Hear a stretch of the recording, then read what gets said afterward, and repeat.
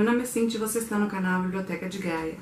Hoje a gente vai conversar um pouquinho sobre a minha experiência de leitura com Caim, do José Saramago. Bom, a leitura de Caim foi feita em parceria com outros canais. Nós temos um grupo de leitura conjunta no WhatsApp e nós escolhemos os livros e discutimos durante a leitura como está sendo e até mesmo no final neste grupo do WhatsApp. E no mês de janeiro o livro que nós escolhemos para ler foi Caim, do Saramago.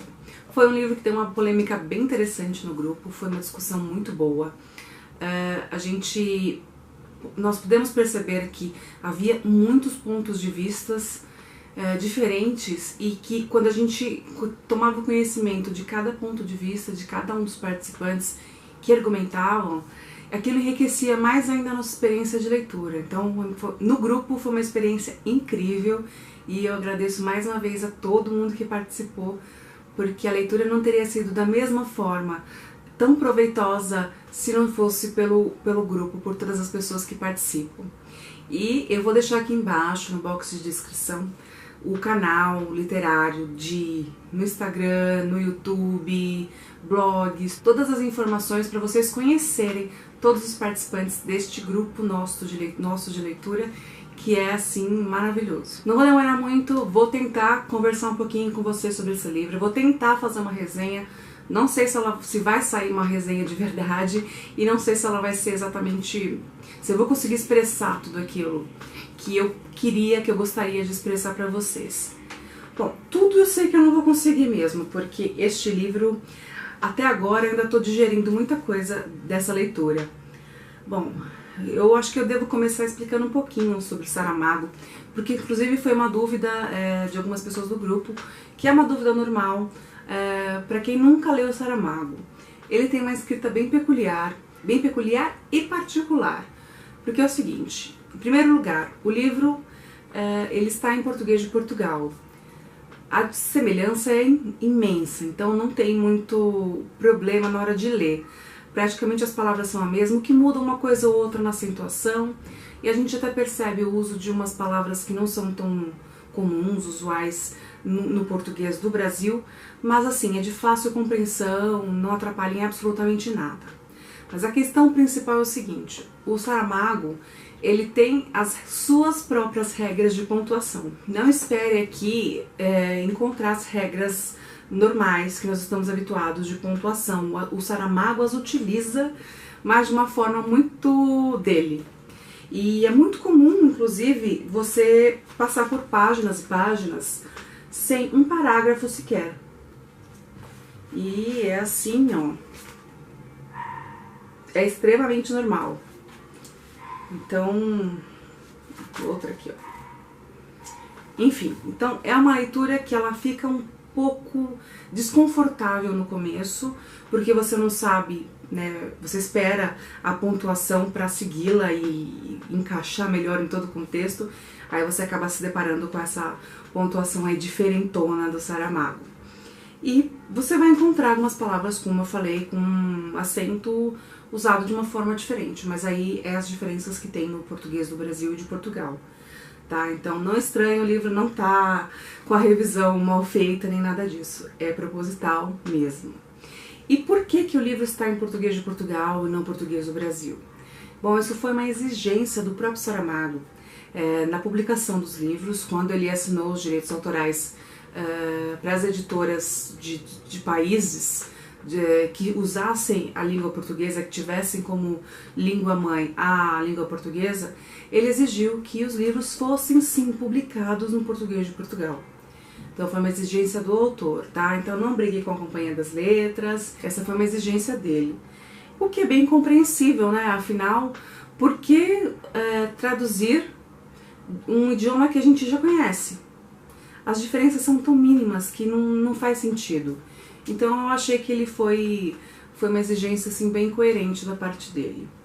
Vamos à história antes de eu falar das minhas impressões. Bom, Caim é um personagem bíblico, né? A base que o Saramago utiliza para escrever esta história ficcional é um personagem bíblico, mas ele deixa bem claro do começo ao fim que este livro é uma ficção. Ele não está narrando os acontecimentos bíblicos. Ele está recontando eles com as suas palavras, com as suas visões ficcionais, suas dúvidas, suas críticas, todo o seu modo de encarar a história e da forma como ele quis contar a história, tá? Então, primeira coisa, quando você for ler esse livro, se tiver intenção, esquece a religião. Isso aqui é uma obra de ficção. Desperta a curiosidade por ele falar de um personagem bíblico, mas você não vai ler achando que é um livro com alguma conotação religiosa, muito pelo contrário, tá? É ficção. Depois que você lê o livro com essa percepção de que você está lendo uma ficção, aí você pode ir parando durante a leitura e se questionando sobre alguns pontos que você leu ou não, o que você acredita, se tem coerência, se afronta a doutrina, o conhecimento religioso que você possui, ou de outras religiões que não são as suas, que não faz parte das suas crenças, enfim. Você pode, ao final de cada capítulo, parar e dar uma refletida, assim, sobre tudo que você leu. Eu fiz várias marcações no livro, porque passagens interessantes, críticas, dúvidas, enfim, muita coisa que despertou meu interesse. Então tá, partindo desse princípio, o personagem que ele se baseou para escrever essa ficção é um personagem bíblico. Então vamos lá, ele vai utilizar aqui, dentro dessa ficção, elementos contidos no Velho Testamento, tá? Então assim, imagine que ele pegou alguns dados do Velho Testamento, o personagem, e escreveu uma história por conta própria, tá certo? Desprenda-se de todos os conceitos religiosos que você tem e tenta ler de uma forma como se você estivesse aquém de toda a história. Deixe os seus conhecimentos, os seus dogmas e sua doutrina religiosa de lado, para que você possa entender o que ele quis escrever. Depois você pode juntar as duas informações, né, a obra ficcional e o seu conhecimento pessoal religioso, ou aquilo que você acredita, e fechar uma conclusão aí. O livro começa com o narrador recontando como teria sido o momento em que Adão e Eva foram expulsos do paraíso, né? O momento em que a Eva comeu do fruto proibido, a maçã, convenceu Adão a comê-la também, e as consequências que vieram a partir disso, que foi primeiramente a expulsão deles do paraíso, depois a sensação de que eles andavam nus pelo paraíso, né? E a partir do momento que eles foram expulsos, eles meio que incorporaram aquela sensação de vergonha, do conhecimento de que eles já estavam sem roupa, que aquilo não era normal, que existia partes do corpo deles que não deveriam estar expostas. E só então, depois de serem expulsos do paraíso, que eles se deram conta dessa apresentação nua que eles tinham, e a partir daquele momento passa a ser algo vergonhoso. E nesse momento da expulsão, de acordo com o narrador, Deus faz com que apareça sobre o corpo deles peles de animais. Aí vem a primeira controvérsia aqui, o primeiro questionamento, na verdade, do narrador em relação a essas peles de animais que passaram a cobrir os corpos deles, né? Afinal, se o mundo surgiu, né, os primeiros seres existentes foram Adão, a Eva, os animais que habitavam o paraíso, como que Deus fez surgir pele de animal para cobrir o corpo deles?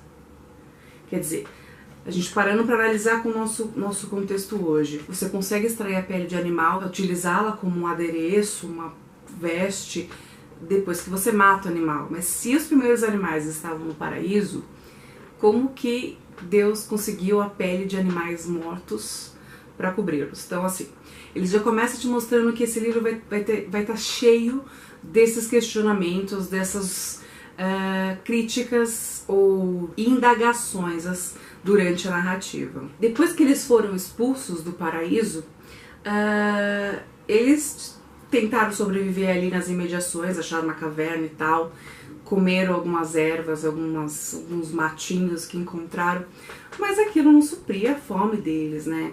Então Eva teve a brilhante ideia de aproximar-se do querubim que estava tomando conta do portão do Jardim do Éden e convencer esse querubim a entregar-lhe alguns frutos, para que eles pudessem, com alimentação, ir para mais longe para buscar um outro lugar, uma outra forma de conseguir alimento. Adão fala para Eva que é impossível, que ela não vai conseguir, que ela vai acabar sendo morta por aquele querubim que estava de guardião ali dos portões de Éden.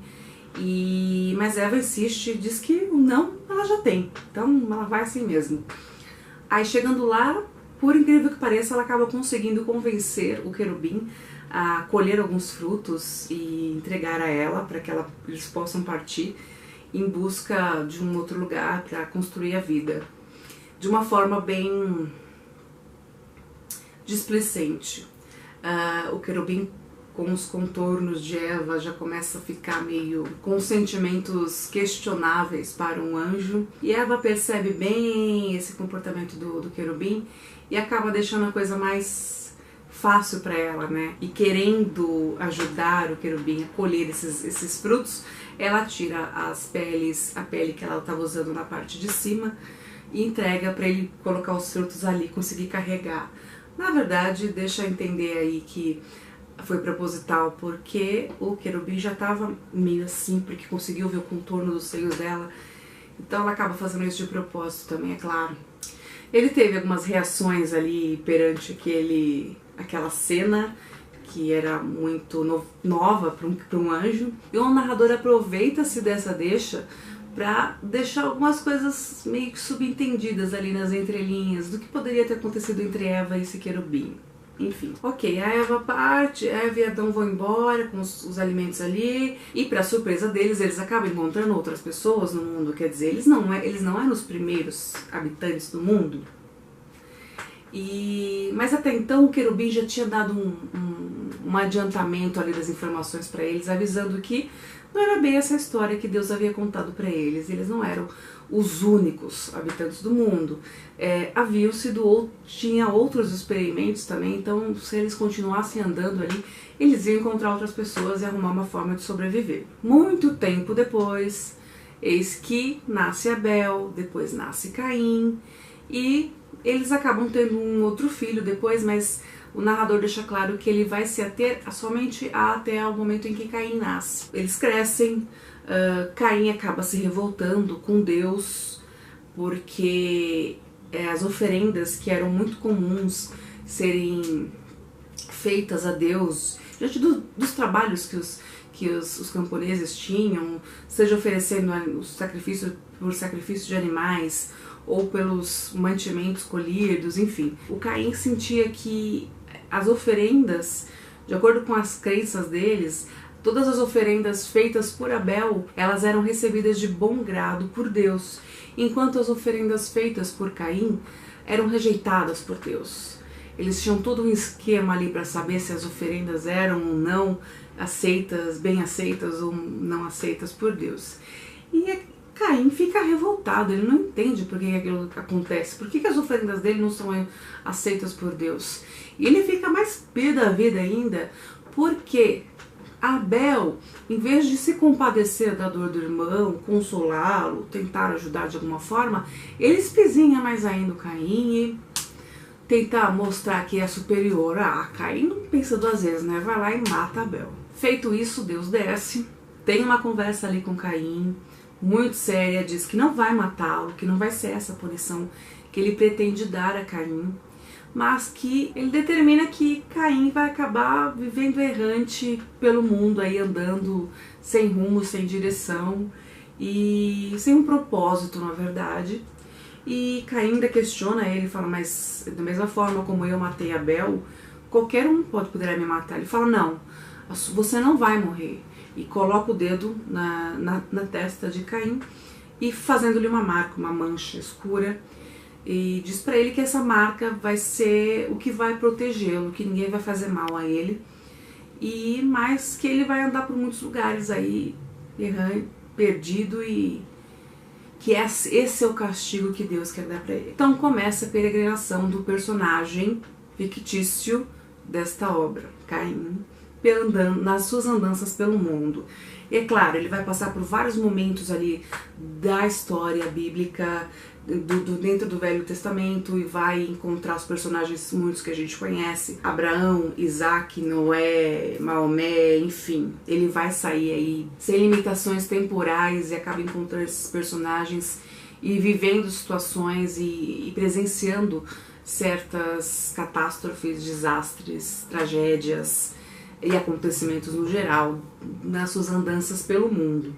Que aí eu não vou entrar muito em detalhe, porque você precisa ler para conseguir acompanhar cada uma dessas percepções que o narrador vai trazendo na visão do Caim. E o que acontece nesse livro que pode gerar muita polêmica? Como o Saramago utiliza de elementos da história bíblica, ele começa a se questionar e a questionar nós, leitores, sobre determinados fatos que na visão dele não tem uma explicação coerente, ou não foram simplesmente explicados, ou fatos que são controversos. Isso acaba sendo muito desconfortável quando você lê com uma visão religiosa, porque você vai perceber que aquilo que você está lendo vai contra as suas crenças religiosas e vai se sentir incomodado. Por isso que é importante você se desvincular de qualquer religião que você tenha o conhecimento religioso e ler aquilo como se fosse uma historinha que era proposta entre aspas, do Saramago, né? E uma delas, assim, que fica bem claro logo do começo é que como que Adão e Eva foram as primeiras pessoas, os primeiros a serem criados por Deus, e eles tiveram 3 filhos homens, e como que houve a proliferação da espécie com 3 homens, né? Depois a gente acaba descobrindo que eles não eram os únicos que existiam no planeta, que haviam outras pessoas, e então ele começa já, peraí, essa história tá mal contada. E ele vai fazendo isso o livro inteiro, com vários fatos que vão aparecendo, e questionando a visão do que o homem tinha em relação à figura de Deus e questionando a própria figura de Deus. Sem contar na indignação mais persistente do livro, que é como que Deus acha ruim que o homem tenha tais comportamentos que ele considera inapropriados, se o próprio Deus criou o homem. Então quer dizer, a culpa não é do homem, é de Deus. Porque se Deus criou, Deus fez a criatura, o que a criatura faz é a obra de Deus. Ele fica o tempo todo se questionando e criticando ao redor disso, e outras coisas que vão aparecendo e vão destrinchando mais ainda controvérsias que há na visão do narrador perante a história de Deus e da criação das suas criaturas. É um livro que foi feito assim para ter polêmica mesmo. Pode não ter sido a intenção do Saramago quando publicou, como ele declarou em diversas entrevistas, que ele não tinha intenção de criar polêmicas, mas ele sabia que essas polêmicas iriam surgir, até mesmo porque para os fiéis mais fervorosos aquilo é uma coisa, o que ele narra no livro é inaceitável, quando você parte dessa percepção religiosa, né?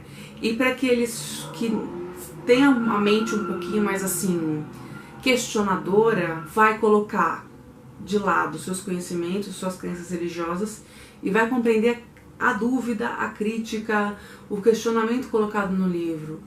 Então ele sabia que ia gerar polêmica. Pode ser, eu não queria que gerasse essa polêmica, não era a minha intenção, mas era óbvio que a polêmica ia ser gerada. Afinal, na época do livro ele já era um Nobel, já tinha recebido o Nobel de Literatura, então, ou seja, ele era um dos escritores mais lidos da atualidade na época da publicação, e então ele sabia tudo aquilo ia acontecer. E ele fala mesmo de outras obras dele que ele também tinha usado de termos pejorativos ou agressivos para falar da figura de Deus. Então assim, ele sabia que a coisa ia dar rebu ali. Mas eu acho que acima de tudo ele queria que as pessoas ao menos começassem a se questionar, não aceitasse toda aquela verdade imposta por uma ou outra religião, uma ou outra doutrina, sem um questionamento. Acho que esse foi o principal intuito dele durante a construção dessa narrativa, é fazer com que você se questione e não aceite tudo que a sua igreja, que os dogmas religiosos que você tenha, seja ele qual forem, sejam impostos a você como uma verdade absoluta. Afinal, você é um ser pensante, então você tem a capacidade de analisar, de julgar, de entender, de pesquisar e procurar compreender até que ponto aquilo é verdade e como funciona para ser uma verdade para você. Então acho que, independente da polêmica, da crítica à religião X ou Y, ele tenta fazer com que o leitor utilize a sua capacidade de pensar, de criticar. Porque nem tudo que a gente sabe que nem tudo aquilo que a gente lê, nem tudo aquilo que a gente ouve é verdade. Então ele meio que cutuca, né? Você já parou para pensar nessas questões religiosas? Então, e é claro, né, tudo que envolve religião dá polêmica, né? Eu separei aqui um trechinho bem curtinho para ler para vocês, porque eu achei que a partir dessa frase me deu uma outra visão também da construção e dos questionamentos que o narrador aqui, que o Saramago como narrador tem e quer colocar pra gente. E é só uma frase, diz assim: a história dos homens é a história dos seus desentendimentos com Deus. Nem ele nos entende a nós, nem nós o entendemos a ele. Sem analisar, sem entrar na sua religião, na minha, na de quem quer que seja, se a gente pensar no contexto que é apresentado no livro, mesmo do ponto de vista ficcional da história, ele questiona acontecimentos bíblicos. Então vamos lá. A gente pensa que a Bíblia foi escrita através de muitos séculos por mãos de homens. Não foi o próprio Deus quem a escreveu. Para não pensar que quando a gente ouve uma história, a gente está ouvindo-a de um ponto de vista, mas sabe que existem outros pontos de vista, dependendo do número de pessoas que está envolvido naquela história, vai ter outros pontos de vista. Então, conforme a gente para escrever, a gente vai narrar o nosso ponto de vista. Então, o ponto de vista apresentado numa determinada passagem deste texto bíblico, ela pode ser muito suscetível à interpretação de quem escreveu. Acho que isso é lógico. Não estou questionando a sua Bíblia, ou a minha, ou a de ninguém. Estou só comentando, seguindo a linha do livro. Então a gente já começa por aí. Sem contar que o ponto de vista de quem lê também pode dar uma interpretação diferente daquilo que foi escrito, né? E isso é interessante que até o próprio Saramago fala, né? Que ele foi muito criticado quando publicou esse livro, porque as pessoas falavam para ele: mas você foi muito literal, você leu a Bíblia de uma forma muito literal. Ele até brinca, ele acaba sendo sarcástico, mas o que é uma verdade. Então, se é para eu ler a Bíblia conforme um padre, um pastor, um rabino, ou seja lá quem for, deseja que eu leia, cada vez que eu comprar uma Bíblia, tem que vir um intérprete junto, um teólogo junto, para cada frase, cada parábola, cada trecho da Bíblia que eu ler, esse teólogo vir e me explicar: olha, o que você leu agora não é isso que você disse, tem tal significado. Então já tem duas interpretações, a de quem escreveu e a de quem lê. Então o livro vai mostrando algumas passagens de pessoas que cometeram atrocidades em nome de Deus, dizendo estar fazendo aquilo em nome de Deus. Que garante que foi em nome de Deus? Deus falou para você matar? Deus falou para você acabar com a vida? Quem garante que foi aquilo mesmo que foi dito? Ou você interpretou aquilo? Você ouviu o que queria ouvir, né? Quantas outras atrocidades não foram feitas em nome de Deus, sem que Deus tivesse nada a ver com essa história, não é? O meu bisavô contava para o meu pai. Meu bisavô, ele nasceu em 1800, no final de 1800, e ele contava para o meu pai, que já era quando criança, que ele conheceu o Lampião. E ele falou para o meu pai que Lampião não era tudo aquilo que falavam dele. Muito das mortes acometidas por Lampião não tinha nada a ver com Lampião. As pessoas aproveitavam quando o Lampião passava por uma cidade, por uma região para assassinar aqueles que consideravam seus inimigos e colocar a culpa no Lampião. Porque se isso aconteceu com o Lampião, o que não aconteceu na época de Cristo? Na época de Cristo não, na época de Deus, com seres tão selvagens assim, né, tão brutos. Enfim, chega de falar, porque este livro, ele tem uma interpretação muito individual. Claro que algumas coisas a gente consegue enxergar em comum entre os leitores. Tenho certeza que é um livro que, se eu ler daqui 2, 3 anos, 5, 10 anos que seja, eu vou interpretar outras coisas, eu vou entender outras coisas e vou me questionar sobre assuntos que até então eu não me questionava. A leitura foi muito válida, sim, foi desconfortável, porque alguns trechos aqui narrados parecia que ia pingar sangue pelas páginas. Não é nem por ser um determinado ponto bíblico que me incomodava e que era muito atroz, muito brutal, mas acho que se fosse um livro desses de fantasia que eu tenho aqui, se eu lesse um trecho parecido, eu ia me sentir tão mal quanto. Teve um momento até do livro que acho que foi o capítulo 8, que quando eu terminei de ler eu precisei ficar uns 3, 4 dias sem tocar nesse livro para conseguir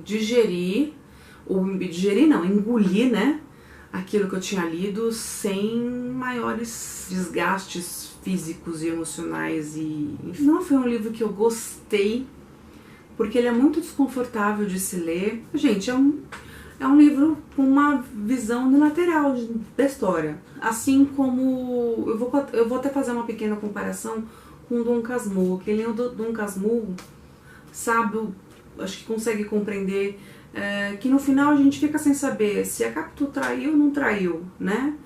E tudo que foi contado pra gente durante Dom Casmurro é do ponto de vista de um personagem. E os outros personagens? Afinal, tem mais 2 personagens aí envolvidos que a gente fica sem saber se cometeram ou não tais atos. É a mesma coisa aqui, do ponto de vista, o narrador apresentando um ponto de vista do Caim, né? Então, é um livro assim que você lê, compreende, digere, mas ele não se resolve. Ao meu ver, ele não fica tudo resolvido. Não sei se essa resenha foi muito construtiva para vocês, se isso chegou a ser uma resenha de verdade, ou se foram mais breves comentários, mas enfim, eu precisava falar desse livro porque ele foi realmente importante para o nosso grupo de leitura e para a minha vida como leitora. E antes de você ir embora, eu quero fazer um convite para o nosso próximo livro do mês de fevereiro. Nós vamos ler o Cândido, que na verdade assim, ele tem várias traduções, né? Uma das traduções é O Cândido, ponto, acabou, do Voltaire. Autor é o Voltaire, que é um pseudônimo, diga-se de passagem. Ou você vai encontrar ele em traduções mais recentes como o Cândido e o Otimismo. Esse vai ser um livro que nós iremos ler no mês de fevereiro. É um livro com um pouco mais de 170 páginas. É um livro mais ou menos da espessura do Caim, assim, 170, 190 páginas mais ou menos, então não é um livro muito longo. E eu quero convidar todos vocês a participar dessa leitura com a gente. Se você tiver interesse em participar do nosso grupo de leitura no WhatsApp, manda uma mensagem privada, um e-mail, alguma forma de contato aqui. Você vai encontrar todas as minhas informações pessoais no box de descrição. Me manda uma mensagem com o seu número de telefone que eu adiciono você no grupo. Agora, se você quiser ler o Cândido com a gente, mas não necessariamente não quer participar do grupo do WhatsApp, também vai ser muito bem-vindo para essa leitura. Como eu falei para vocês, todo mês a gente escolhe um livro ali. Este mês, para o mês de fevereiro, nós fizemos uma votação e o Cândido e o Otimismo do Voltaire foi o mais votado. Então, por isso que nós iremos ler ele neste mês de fevereiro. Dá uma passadinha nos canais aqui embaixo também, as informações que eu deixei das pessoas, dos canais, dos blogs, dos IGs literários que participaram dessa leitura, para conferir também as impressões literárias deles. Vale muito a pena. Eu espero ver vocês então no próximo vídeo, aqui na Biblioteca de Gaia. Não esquece de clicar em curtir antes de ir embora, hein? Até mais!